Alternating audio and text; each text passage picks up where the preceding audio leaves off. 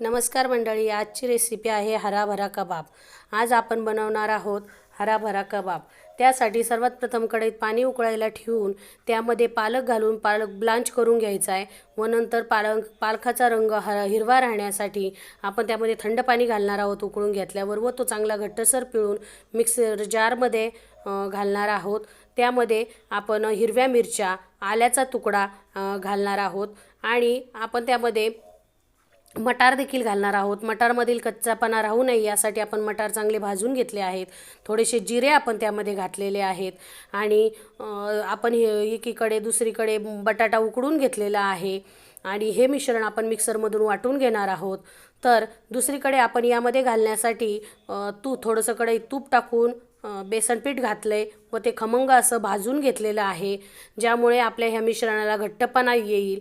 तर एका बाउलमध्ये आपण मिक्सरमध्ये फिरून घेतलेलं मिश्रण काढून घेणार आहोत। त्यात स्मॅश केलेला बटाटा घालणार आहोत व वरून मीठ घालून हे मिश्रण चांगलं घट्ट करणार आहोत आणि सगळ्या शेवटी त्यामध्ये आपण भाजून घेतलेले बेसन पीठ घालणार आहोत।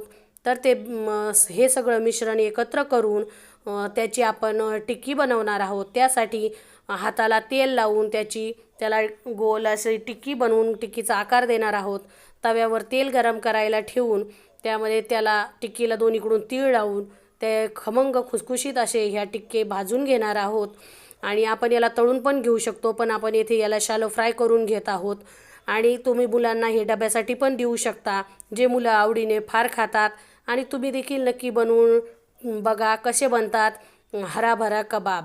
आणि मी आज माझ्या मुलाचा हट्ट होता की मी पालक खाणार नाही म्हणून, त्यासाठी मी ही नवीन रेसिपी ट्राय केली आहे आणि तुम्ही नक्की सांगा मला की हे हराभरा कबाब कसे बनतात ते आणि तुम्हाला ही रेसिपी कशी वाटली।